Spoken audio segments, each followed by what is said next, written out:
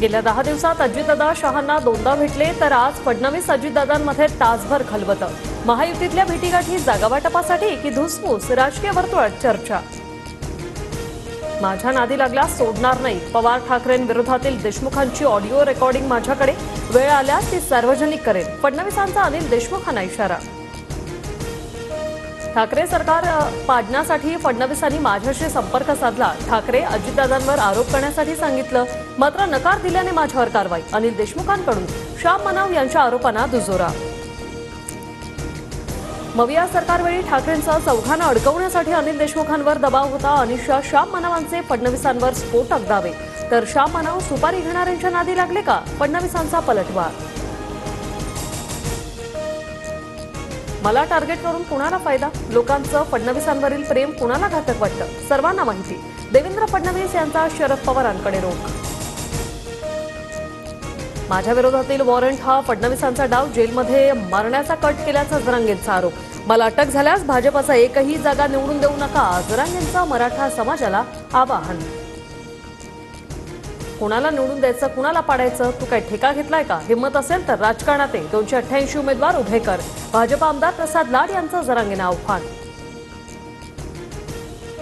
मंत्रिमंडळाच्या उपसमितीकडून 16 सहकारी कारखान्यांना 2,265 कोटींच्या थकहमीचा प्रस्ताव मंजूर.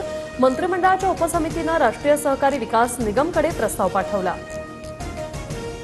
रेल्वे विभागांतर्गत 15,940 कोटींची राज्यासाठी तरतूद. फेक नरेटिव्ह फेम मवियाचे खासदार नक्की वाचतील. अर्थसंकल्पावरून महाराष्ट्राला काय मिळालं, या मवियाच्या टीकेला फडणवीसांचं उत्तर. छत्रपती संभाजीनगरच्या पालकमंत्रीपदी अब्दुल सत्तार यांची नियुक्ती. अल्पसंख्याक पालकमंत्री करून सरकारने दुसऱ्या समाजालाही न्याय दिला, सत्तारांची प्रतिक्रिया. रक्षाबंधन दिवशी लाडक्या 1.5 कोटी वहिनींना 3,000 रुपये देण्याचा सरकारचा निर्धार. योजनेशी संबंधित कामं 19 ऑगस्ट आधी पूर्ण करा. मुख्यमंत्री शिंदेंचे सर्व पालकमंत्र्यांना आदेश. जोरदार पावसामुळे मुंबईला पाणीपुरवठा करणाऱ्या धरणातील पाणीसाठ्यात वाढ. तुळशी धरणानंतर तानसा धरण 100% भरलं. मुंबईकरांच्या पिण्याच्या पाण्याची चिंता मिटली. खडकवासला धरण 100% भरलं. पाण्याचा विसर्ग सुरू. मुसळधार पावसामुळे बाबा भिडे पुलावरील वाहतूक पुणे पोलिसांकडून बंद. अतिवृष्टीच्या पार्श्वभूमीवर पालिका प्रशासन सतर्क. गुजरातमध्ये पावसाचा कहर. सुरत, कच्छ, मांडवीमधील रस्त्यांना नद्यांचं स्वरूप. भरूचमध्ये पुरात घोडे वाहून गेल्याची घटना, तर द्वारकामध्ये इमारत कोसळून 3घांचा मृत्यू.